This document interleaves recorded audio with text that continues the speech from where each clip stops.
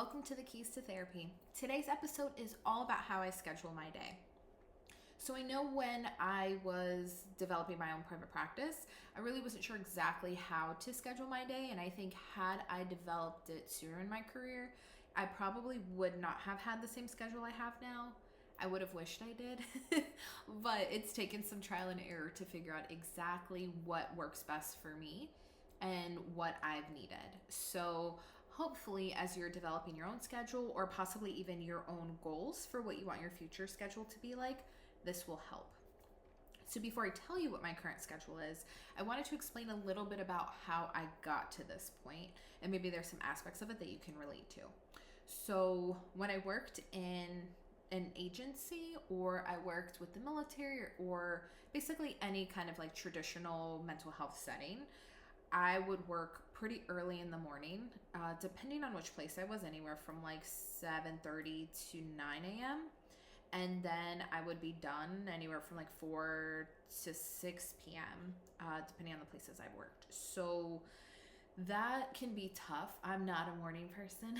I never have been. People have always said, oh, as you get older, like you'll turn into more of a morning person. Hasn't happened yet, but we'll see. But I didn't love that schedule. I would wake up and then have to basically like quickly rush and get ready for work and then drive and just kind of be tired a lot of the day. And by the time I would get home, depending on, again, where I was at, whether I was home at like 4:30, I was home at 6:30, somewhere in that range, I was so tired from having woken up early and having seen clients all day and done a bunch of stuff all day long that I really just wanted to sit down, eat dinner, and watch TV. So after doing that for a couple years, I really started to feel the heaviness of that, like literally and emotionally. So I felt more sluggish. I had just less energy overall. I noticed like some weight gain because this is a job where you sit all day long for the most part. Like maybe sometimes if you're in a hospital or if you're working with kids, you might be up and moving a bit. But for the most part, you're sitting at a desk or you're sitting in a chair talking to people all day. And as somebody who just, I was never really into exercise or sports or anything anyway, it was tough to then in my like late 20s be like, oh, not only is that something that I probably should do for emotional stress relieving reasons, I kind of actually have to do it health wise. So I started to work out in the evenings, even if it was just like walking on a treadmill after work or something, just to get some movement in because it didn't feel good to just constantly be sitting all day. So that wasn't a great start.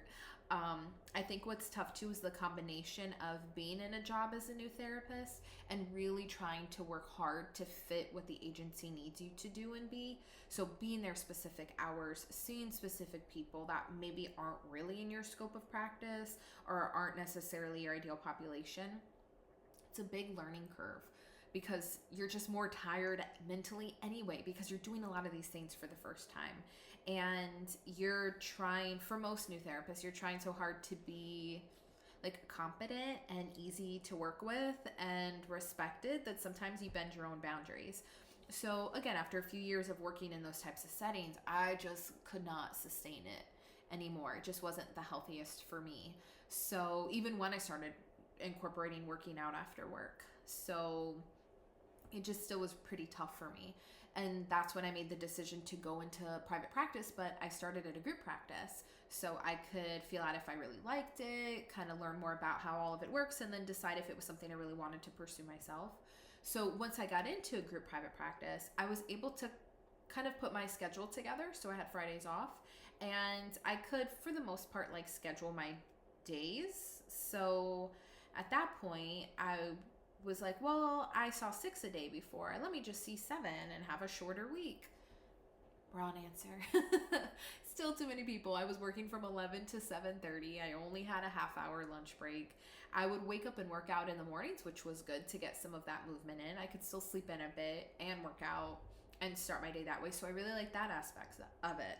But it just really wasn't sustainable. Even the Fridays that I had off, I would tend to have like my own appointments or chores and stuff at home that I needed to take care of, or vet appointments, or whatever other stuff that I was doing that still felt like, yeah, it was great to have an extra day off in the week, but I was just filling it with other stuff.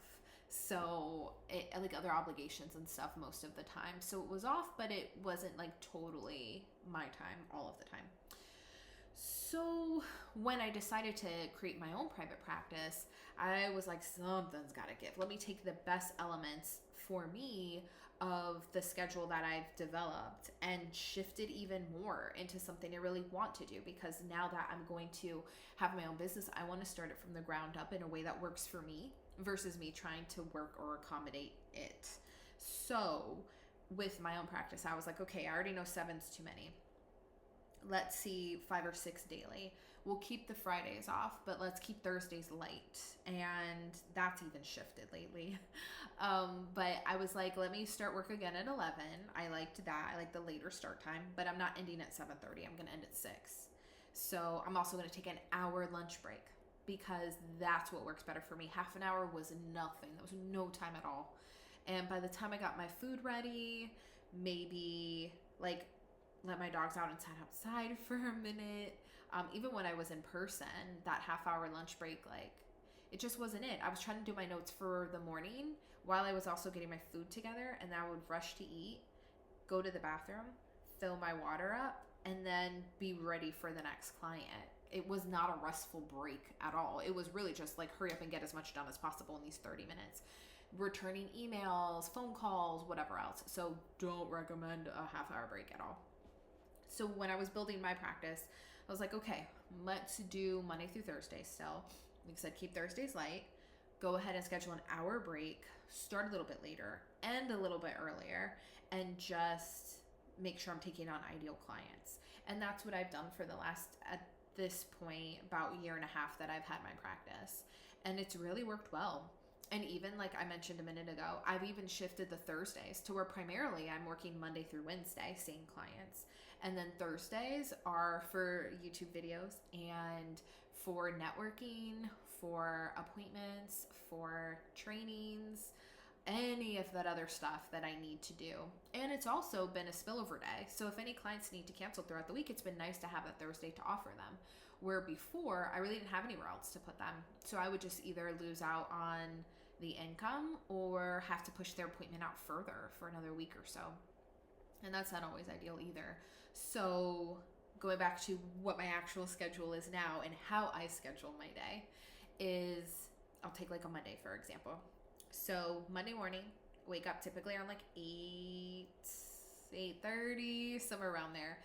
I take a minute to wake up because I'm still just not a morning person, but having that like half an hour to fully just like wake up, think about what I want to do that day, make a list in my head, stretch, whatever is very helpful. And then around like 9, I do a workout for like an hour. So whether that's walking on the treadmill while watching an episode of like an old 90s show I like, spending time doing like a workout from an app, whatever that looks like. I spend that hour like working out. And then so 9 to 10 is some sort of workout.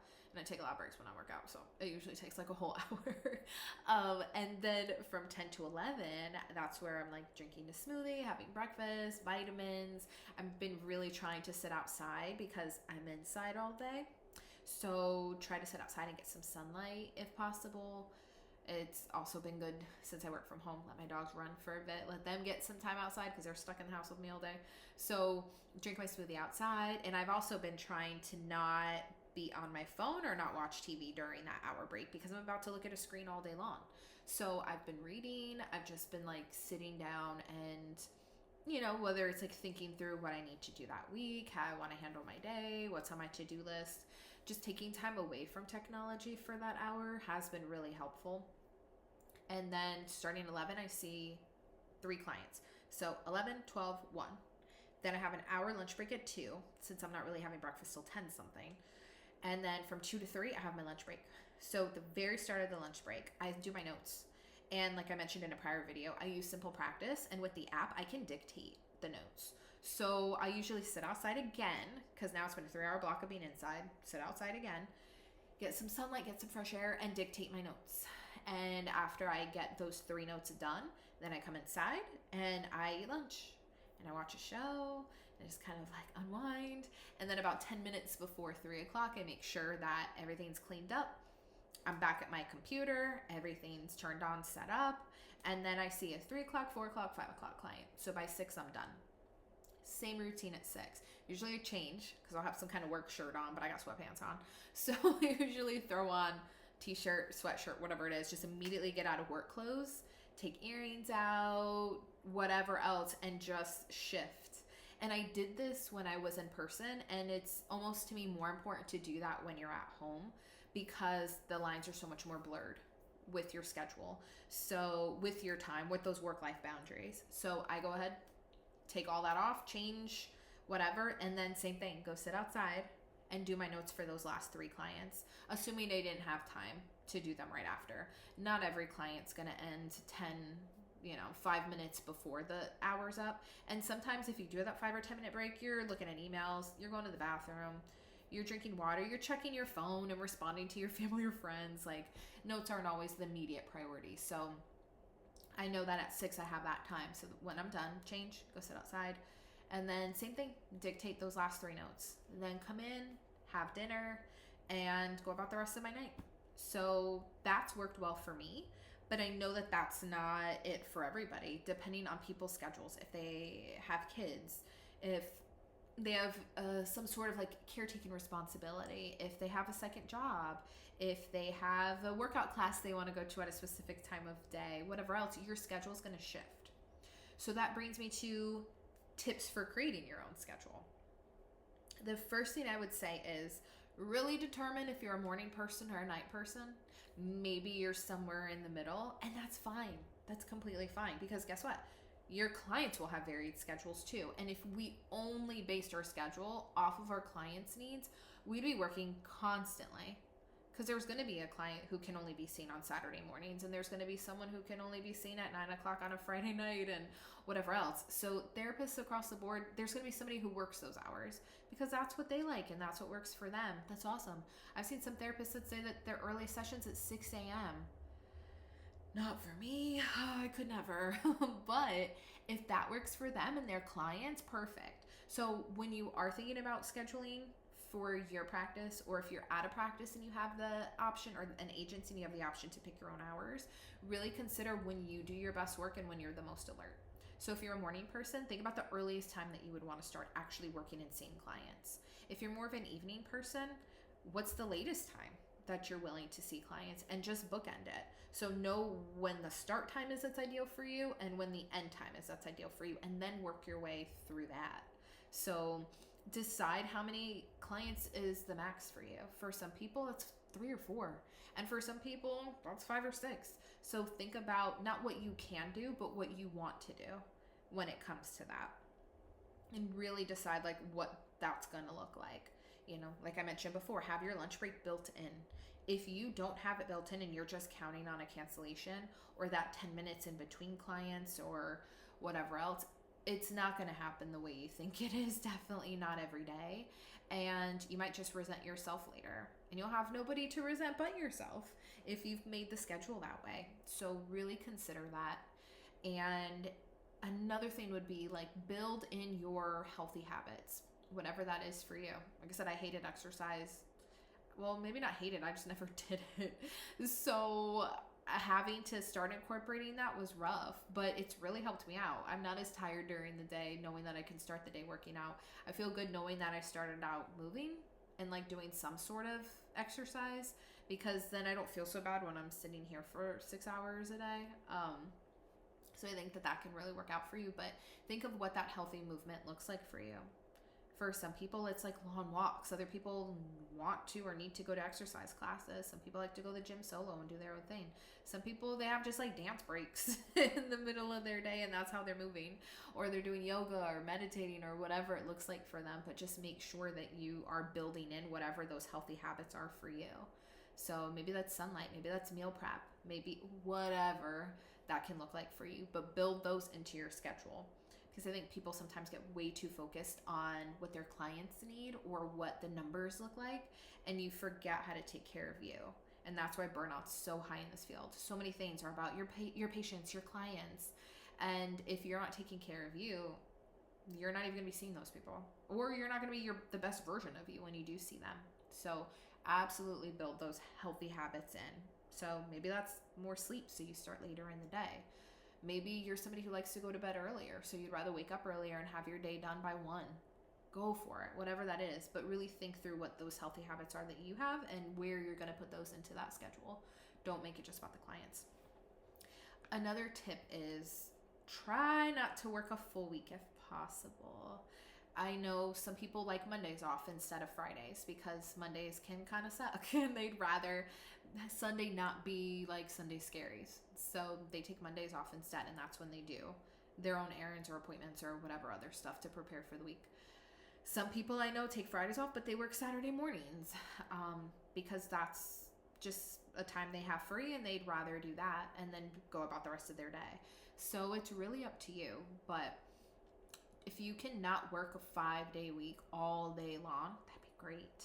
I think, sometimes, again, we focus too much on the clients or the numbers or the money or whatever else. And there's certain periods, especially earlier in your career, where you have to a certain extent, especially if you're not getting paid well, you're going to need to see a ton of clients, or you're going to have that time to take on a second job or whatever else. But don't sustain that. Don't keep that going, because it's not going to keep you going long term. So if you do have the opportunity to create your own schedule, then maybe try to make some cuts somewhere. So I know when I worked in community mental health, there was a basic schedule already in place, and we could follow that or stretch it a little bit, but I would work till 6 every day, Monday through Thursday, and then Fridays I was off at noon every Friday.